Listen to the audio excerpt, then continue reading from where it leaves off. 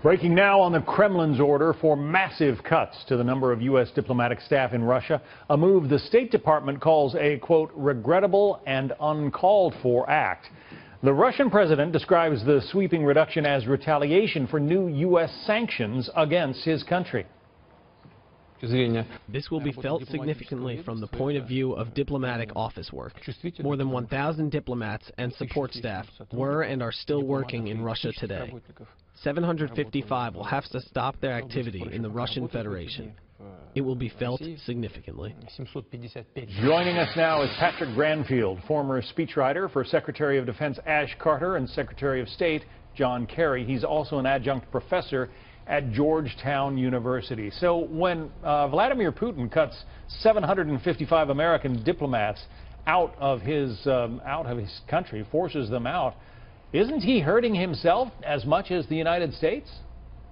Well, John, I think that speaks to a truth that Putin didn't mention, that Putin wouldn't want to mention publicly, that by hurting the United States, by hurting our ability of diplomats to function in the country, and this is the single largest expulsion, forced removal of U.S. diplomats from our country, at least back to 1917, when the communists took over in Moscow.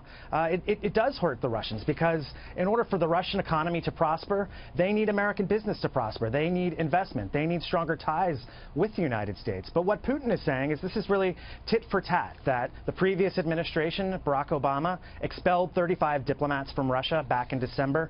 But this is 755 diplomatic personnel. So it's really not tit for tat. And it can't be tit for tat to begin with, because it was Russia that meddled in the U.S. elections. It wasn't U.S. that meddled in Russia's elections. So it's really a shoddy argument to begin with. Well, and, you know, there are those out there who think that Russia meddled in the election because they wanted Donald Trump to be president. President Trump says he's going to sign this sanctions bill. Well, it isn't for any lack of trying by President Trump that relations have deteriorated with the Russians. You can remember in various interviews on your network and others, Trump has gone out of his way to not criticize the Russian president. He was even going to set up a joint cyber task force with the Russians. And one of the first things that President Trump was going to do with the State Department was to look for ways to get out of the sanctions. Now, there's a difference between the United States and Russia, and that's that we have checks and balances. We have separation of powers. So Trump doesn't have carte blanche in terms of what he can do. And right now, the Republican Congress is really tying his hands in terms of how he wants to shape U.S.-Russia policy. And Congress expressed its desire to get these sanctions slapped on Russia. It's not something that the president can necessarily overrule, especially given the numbers who voted for it in the Senate. Certainly, it was an overwhelming majority, bipartisan as well. And I think what the Republicans and also some Democrats are trying to tell the president is look, why aren't we negotiating with Russia from a position of strength?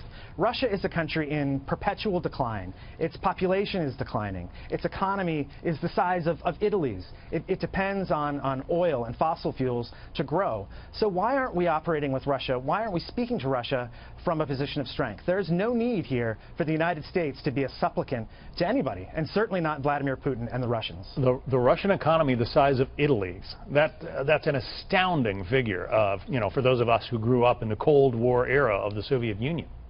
Now certainly, yes, their economy is small, but Russia is still a force to be meddled with. Absolutely. Russia is, of course, they have nuclear weapons, and as Vice President Pence said, and I'm very encouraged to hear those reassuring words about standing with our NATO allies. So Russia does present a great threat militarily with that nuclear capability and needs to be taken seriously. But at the same time, our strategic advantages, our fundamental strengths are so much stronger than theirs, and we need to start operating with Russia from a position of strength, not weakness. So what's the next step in your view?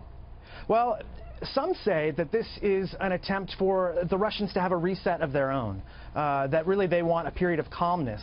And if Trump doesn't react, and he hasn't reacted, he hasn't gone on Twitter, he has criticized the Republicans, he has criticized the Chinese, but he hasn't said anything about the Russians so far and this action of 755 diplomatic personnel.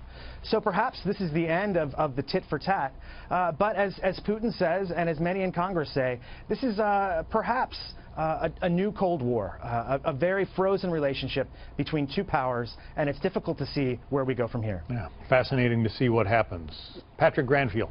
Patrick, thank you. Thank you, John.